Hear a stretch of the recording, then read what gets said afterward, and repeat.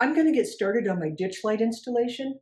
I'll provide links to the videos where I went over the products I purchased for my lighting upgrades for the installation of the aux beam switch as well as the fog lights.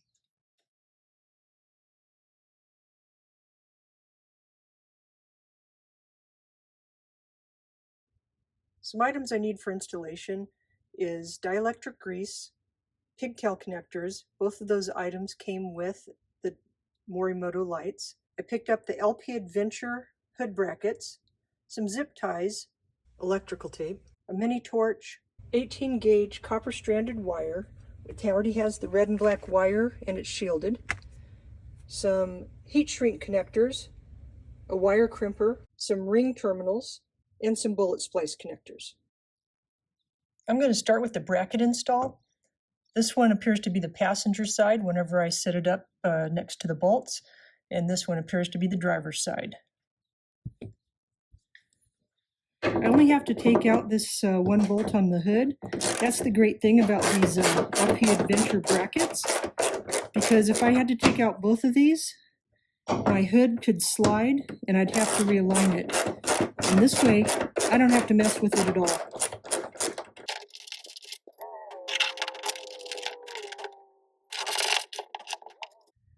Now I'm just going to repeat it for the other side, but this hole is larger so it fits over the bolt, and I only have to loosen this one bolt to attach it. When I went to install the light bracket onto the hood bracket, I found out that the LP Adventure hole was too small to accommodate the Morimoto carriage bolt. And I actually tried to screw it in thinking I could force it, and it just wasn't happening. So I have a Dremel,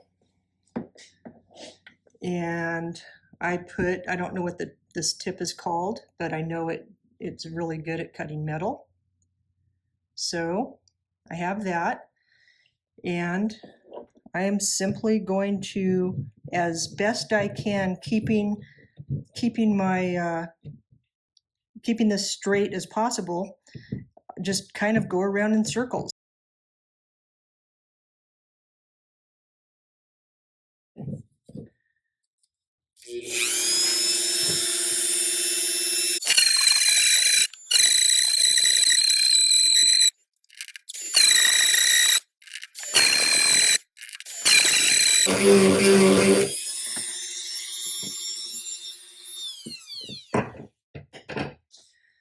So, just so you know, I was putting light pressure, and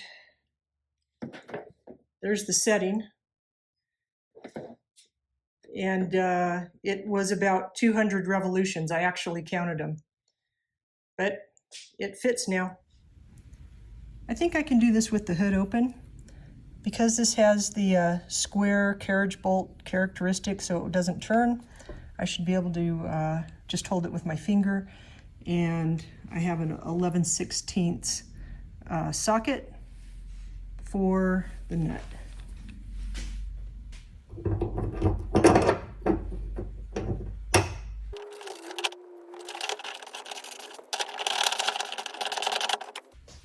I just made it tight enough so it wouldn't move around. I'll tighten it down once I have the alignment of the lights. I went ahead and installed the other bracket, and now I'm going to install the light on the passenger side. As you can see, there's 3 holes. This hole here is actually going to line up with this, and this, I believe, ends up lining up with this. This just allows you to rotate it into some desired position. This is a T20 Torx. That's the screws that came with the light. There may have been a Torx driver in the kit, but I can't find it if there is. So I'm just going to install this.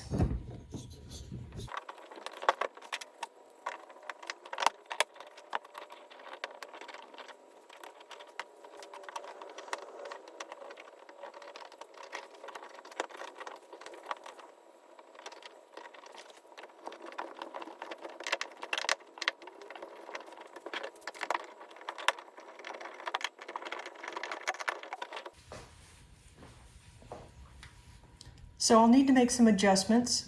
The toughest part of that was getting the holes aligned. It's a fairly tight fit for the light in the bracket, but I'll move on and get the second light in.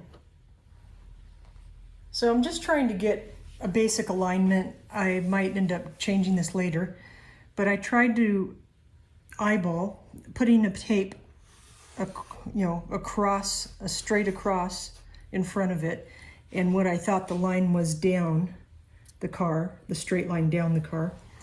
And so I got 11/16 wrench for that nut on the back side, and I just kind of moved it around and kind of decided this looks like a decent placement. I wanted it pointed at a 45-degree angle.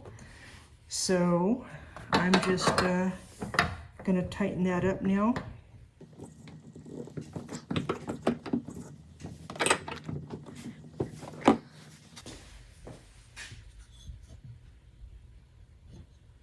And I want these pointed down. I don't want to I'm not going to run these except when I'm off-road, and I don't want to blind anybody even if I'm off-road, but I'm going to have to test it in the dark and see if that placement works.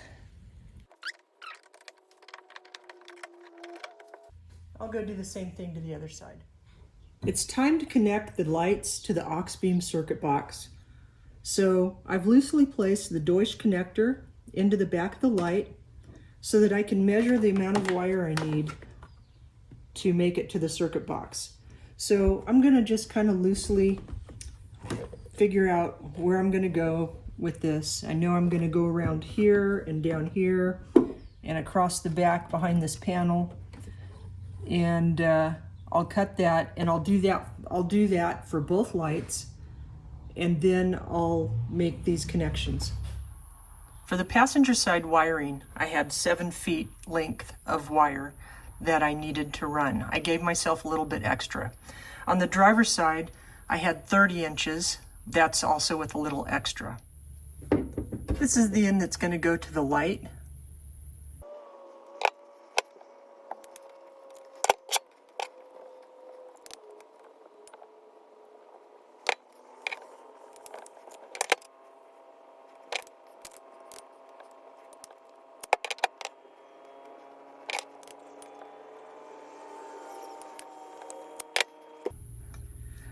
Now that those are connected, I need to use the torch to tighten up the heat shrink on them.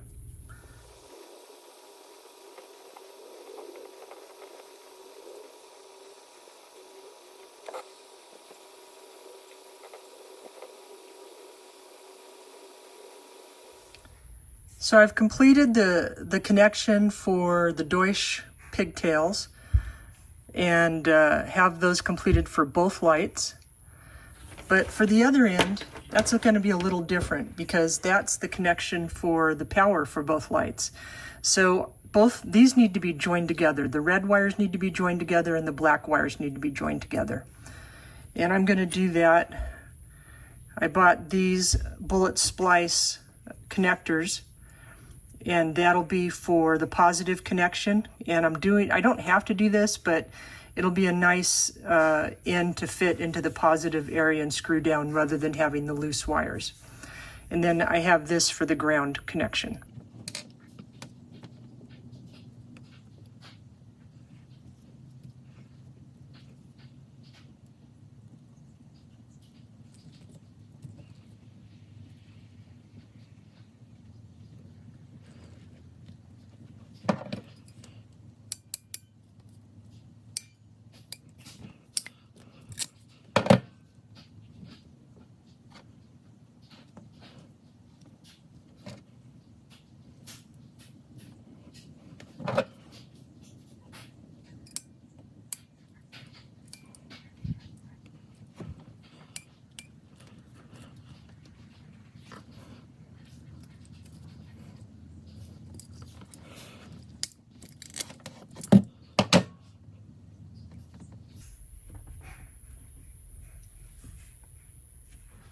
So it's time to go ahead and connect these. So I'm going to push this in. I'm going to keep it a little loose for now. I'll push it in when I'm finished routing everything in case I need to remove something.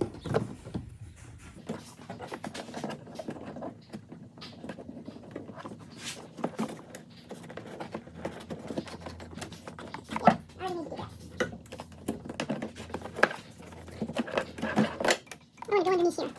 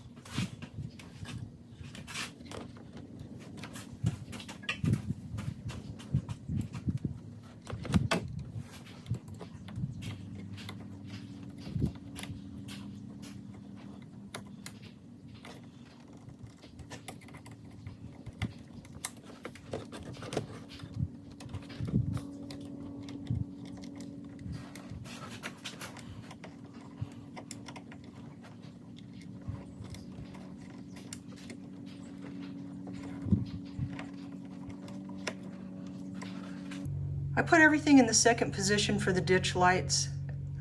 As you can see, not everything went right. I dropped that screw and luckily it dropped to the ground once I flicked it out of where it was stuck behind the fuse box. Otherwise I would have been searching for another screw, or I would have just put it in a different spot.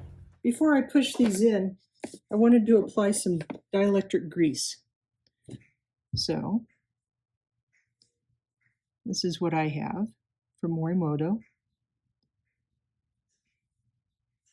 I'm just going to apply a little bit to a Q-tip, and then I'm just going to lightly put it around this connection. This is supposed to be a waterproof connection and dustproof, but I'm just gonna, like I said, very lightly.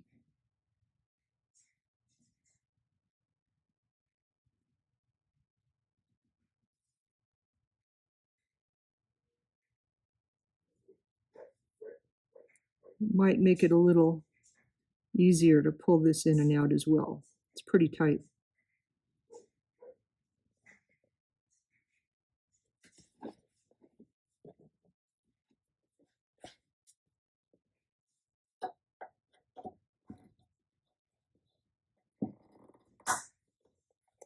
And I'll do that to both. So I'm going to start the engine and turn the light on.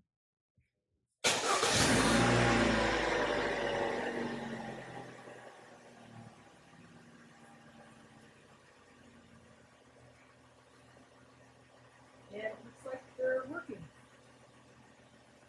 Success. wanted to wrap up this installation with a few comments. First, this didn't take place in 20 minutes. It took place over several days, and I took my time. I enjoy the process as much as I enjoy the results. Second, instead of using butt connectors, as I thought I was going to use, and actually I did use at the beginning of this video, I changed to spade connectors. And those are the connections that I made between the Deutsch connector that goes into the back of the light and the wiring underneath the hood. And the reason I made this change is because I found myself wanting to separate those wires. So I did uninstall the wiring and I replaced those butt connectors with heat shrink spade connectors.